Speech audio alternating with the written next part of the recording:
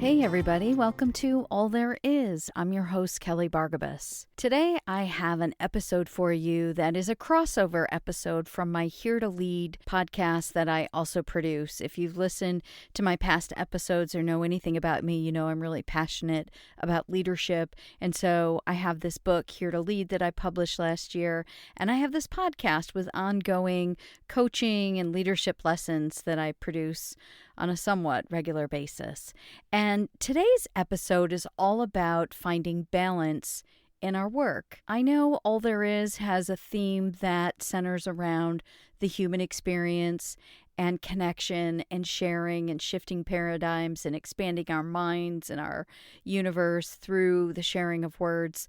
But I also know that regardless of where you're at in your life, in a career, in your workspace, we all need balance. We are naturally seekers of balance. And I've also done past episodes on balance. There's one called Finding Harmony, Spirit, Soul, and Body.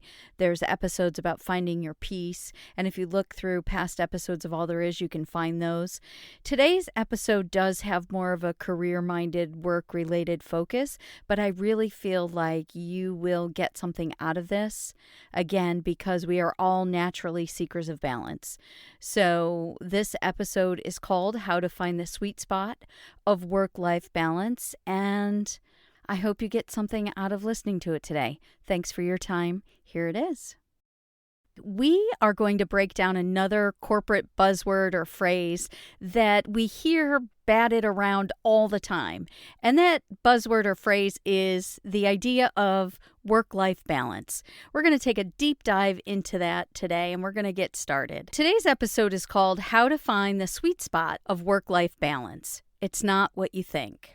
We've been convinced that the corporate cliche work-life balance means more pay, less work, more vacation. But is this what people really want, or an outdated stereotype? Like most topics we cover on this podcast, we are going to unpack this mysterious and always out-of-reach idea of work-life balance, and here's how we're going to do it. We're going to talk about what it is, why we need it, and how we get it. What does it look like in real life? So let's start with what it is. Work-life balance is one of those phrases that can have many different meanings. If you ask people what it means to them, you will get all kinds of different answers because it depends on the context. It depends where you are at in your life, your career, your experience, your age, so many factors. And also, it makes sense to get all these various answers because work-life balance is a very personal thing. It does mean different things to different people at different times in their lives. It is personal. So because of that, we're going to start our deep dive slowly and with the obvious. And we're going to anchor ourselves on the two words work and life and what balance means. At its very core, work is a verb that means to be employed. It is also defined as a means of earning one's livelihood and also to have an effect or influence. That makes sense, right? We all know that word and what it means. Life is a noun that means a living being, especially a human being, belonging to the soul. I really like that one. The universal condition of human existence. So when I think about those two words and the definitions, for me, at the end of it all, our work is what we do and our life is who we are. So how do we think about this practically and in the context of our work? After all, market-based pay for a fair workload along with paid time off are the baseline of what today's workforce is expecting. We often think of work-life balance in terms of a scale, with opposing forces on either side in a constant battle for this external equilibrium, when actually it is an inside job that is unique and constantly evolving for each one of us. It occurs when I have what I need to handle the responsibilities to my employer, myself, my home, my people that I surround myself with, and also the things that set my heart on fire. Work-life balance occurs when the essence of who I am aligns with what I do. It is a calm, centered confidence that results when my ability to work and earn coexists with my ability to live and fulfill the passions of my soul. Now that we've defined what it is, why do we need it? This work-life alignment is critical for 3 reasons. Number 1, time is a finite resource for all of us. Regardless of the immortality we pretend to have or the workaholic culture that we feign to love, we have a limited number of hours we can spend working, and so do your teams. Time is the only resource we can't get more of. We can't buy it, we can't earn it, we can't steal it. Also, we are natural seekers of balance. Like breathing, we don't think about it until or unless we lose it. Then we are desperate to get it back. We seek balance in our bodies and minds with exercise, yoga, meditation, in our diets. Nature, physics, and even art rely on balance to keep ecosystems alive and produce beautiful things. Thirdly, organizations hire leaders because they need us to get stuff done, right? Our job is to execute strategy, advance change, and drive results. That is the core idea of this Here to Lead podcast. And we can only get that from our teams in a powerful and sustainable way when they get what they need to feel in control of their lives. Our goal as leaders is to find the sweet spot of work-life balance and to help our teams do the same.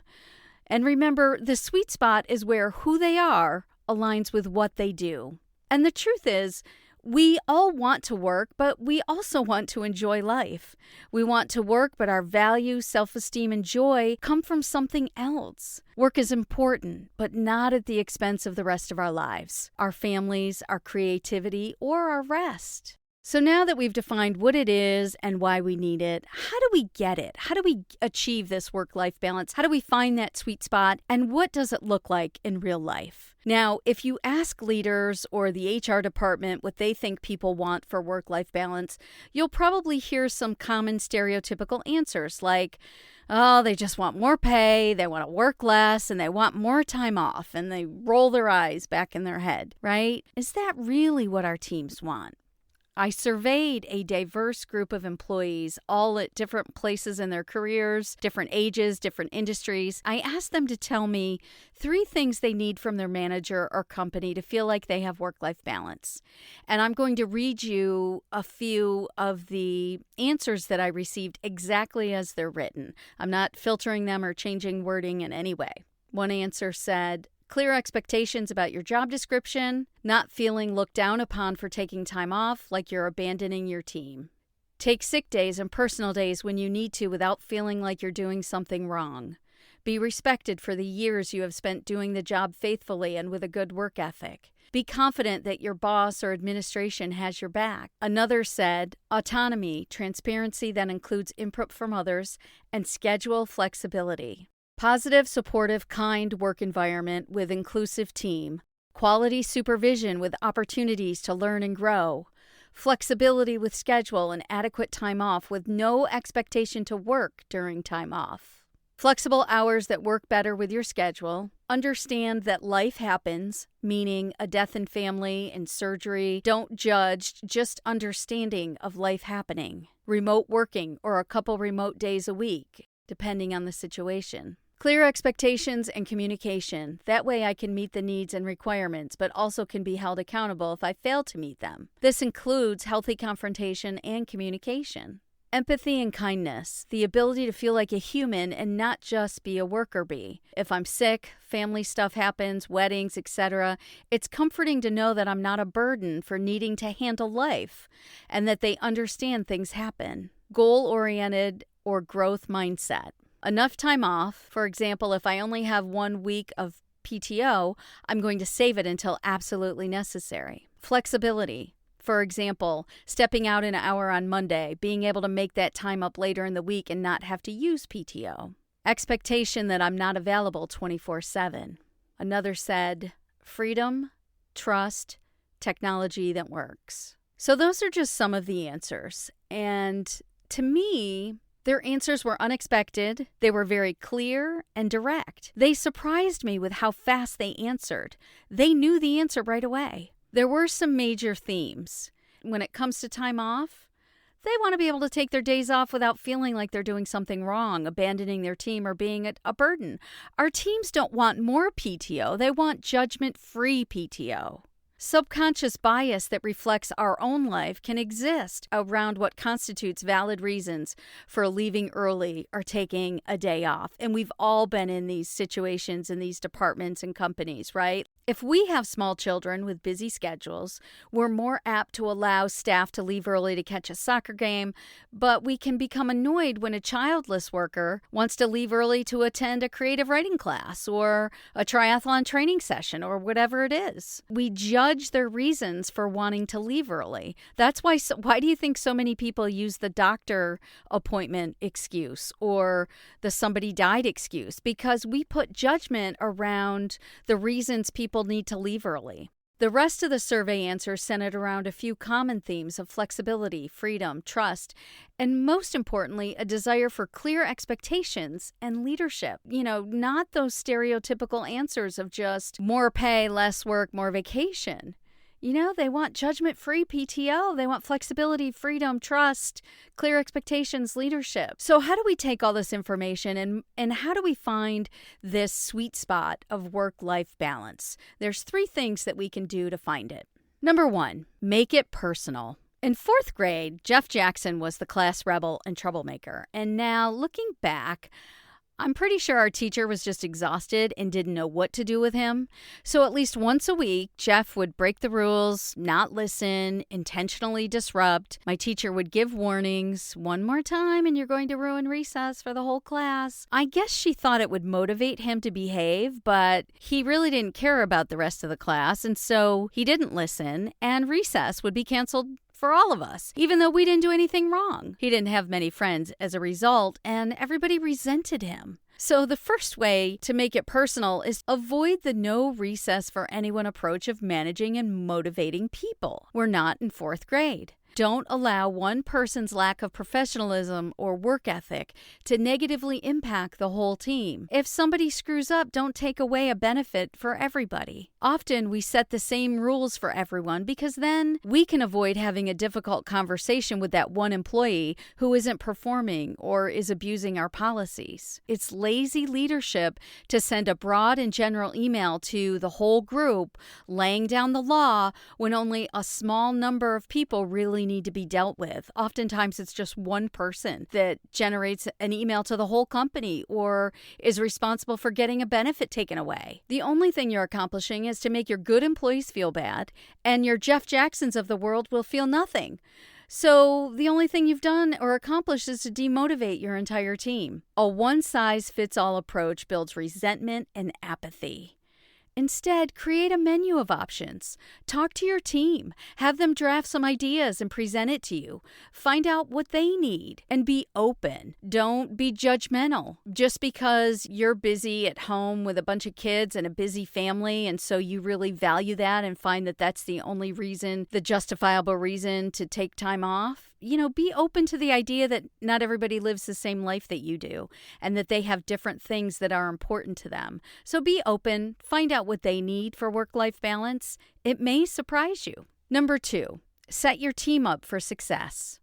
Clarify expectations by having an updated and relevant job description that you review together. Let them know exactly what you need from them. They cannot read your mind. You have pet peeves and unspoken expectations about working hours and methods. Tell them. If you have little pet peeves about what time people get to the office or what time they leave or how they communicate or how they come into work or leave from work, tell them. I know as a leader, I have those things that bug me more than others and things that are really important as a leader of a department. So don't assume that everybody knows what you're thinking.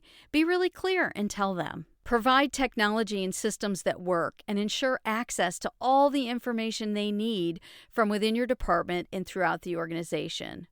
Sometimes we restrict access to ensure that our teams don't embarrass or expose us. We don't want them reaching out to other people. We want everything to filter through us.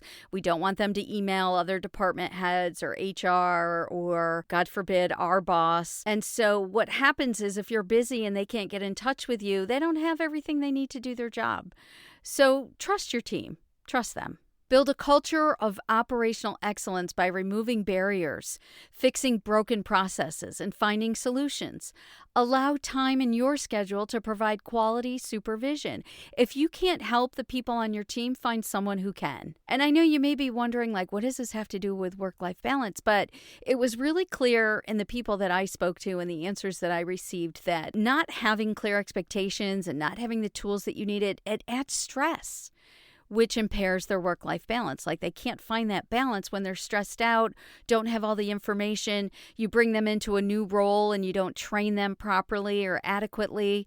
You don't onboard them correctly. It just adds stress to your team, and they'll never achieve work-life balance in that type of situation. So make it personal, set your team up for success, and finally, be an authentic leader. Open and consistent communication allows employees to feel seen and heard. Be transparent when you can and honest when you can't. You cannot tell everyone everything all the time. That's actually irresponsible. There will be things that you can't share until a certain time, until it makes sense. And there will be certain things you can't share ever. But that's okay. You can tell your team that. Yeah, there are some challenges and projects going on. I'm not at liberty to share them quite yet, or I'm working on some things that are confidential because they involve privacy of other people or employees, so I can't share them, but I'll tell you everything I can. You can tell them when you can't tell them. That's what I mean about being transparent and honest. Your team will understand that. Use curiosity instead of confrontation when you need information from your team. You can do this by asking questions and gathering information instead of making assumptions or judgments. As an authentic leader, accountability is so important. When you fail, be vulnerable enough to admit it. If you model accountability, your team will be more likely to respond positively when you need to address a failure with them. Everyone benefits when you, as the leader, are willing to have hard conversations. It is so important that your team sees you dealing with things that are not aligned with the policies or with the company's mission, vision, and values. Whether it's performance-related, bad customer or vendor behavior, or other toxic cultures that by your ignoring, you're allowing to continue. Your team sees all of that. And not only does it demotivate and generate apathy, but it also stresses them out and prevents work-life balance. Finally, provide your team with opportunities for growth with experience, education, and exposure. Give them projects and trust them with things they've never done before. Let them get the training, bring them to meetings, let them join in on Zoom calls and phone calls. Expose them to other people throughout the organization. At the end of the day, authentic leadership holds people accountable, consistently and clearly communicates, and provides opportunity for growth and movement. So to wrap this up, here are the headlines from everything we just talked about. The sweet spot of work-life balance is when who I am aligns with what I do. It's an inside job.